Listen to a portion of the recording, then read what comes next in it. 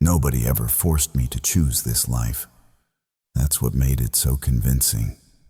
There were no threats, no ultimatums, no moment where someone stood in front of me and said, "This is the only path." Every decision felt voluntary. Every step felt reasonable. Every choice had an explanation that made sense at the time. That's how it works. Real control doesn't announce itself. It doesn't arrive with violence or fear. It arrives quietly, wrapped in logic and comfort. It arrives early, before you're old enough to question it. By the time you notice it, it already feels like you. We grow up believing freedom means choosing for ourselves. But no one teaches us to ask where those choices come from. No one explains how preferences are shaped, how desires are guided, how certain paths are made visible while others remain invisible. You don't choose everything you want. You learn what to want, and you learn it slowly, through repetition, through reward, through what's praised and what's ignored. By the time you're old enough to reflect, the framework is already built.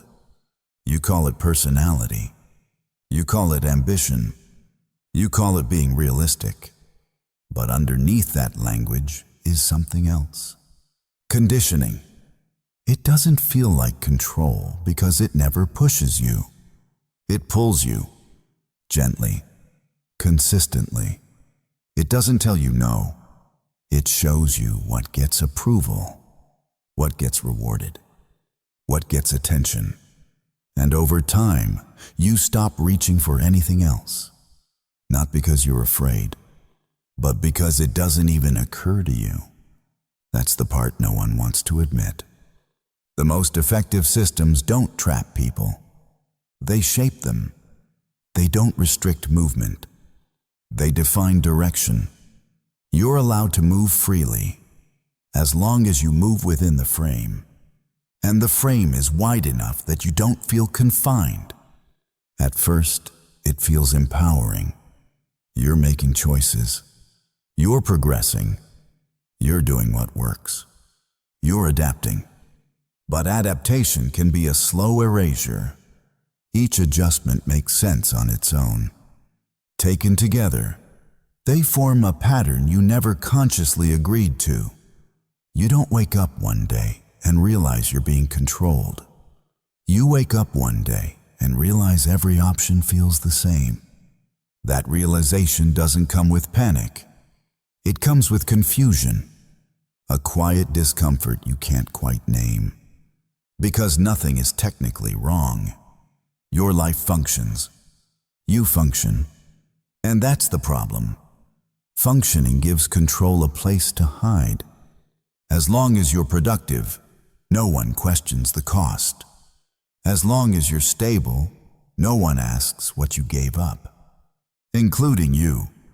You tell yourself this is just how things are, that everyone feels this way, that wanting something different is unrealistic. Those thoughts don't feel imposed. They feel mature, responsible. They feel like wisdom, but often they're just the voice of a system that trained you well. A system that doesn't need to monitor you anymore. Because you monitor yourself. You correct yourself. You keep yourself in line. That's the final stage. When control no longer needs enforcement. When it becomes internal.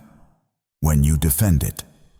When you feel uneasy at the idea of stepping outside it, even without consequences.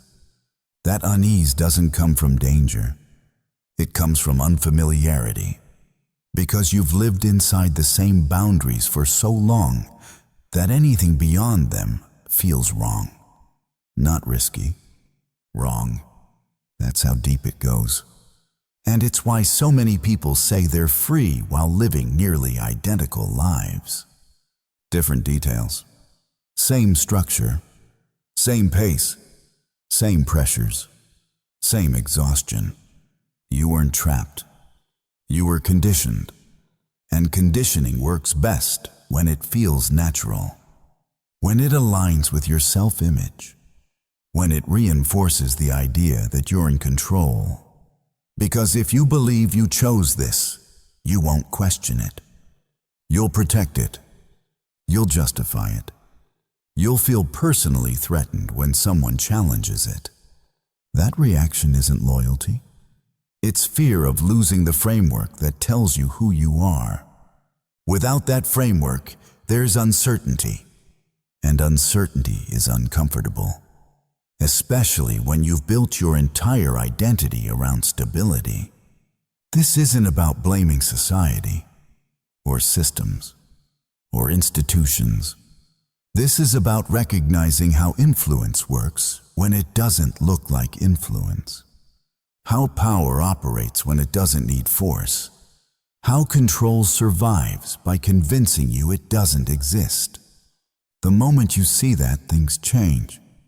Not all at once, not dramatically, but subtly. You start noticing how narrow your choices actually are. How often you select from pre-approved options. How rarely you consider paths that don't come with validation.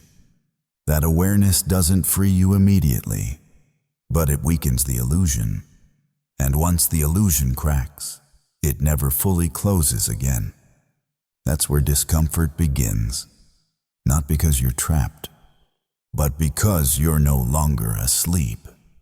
And that awareness creates a new kind of tension. The tension between what feels safe and what feels honest.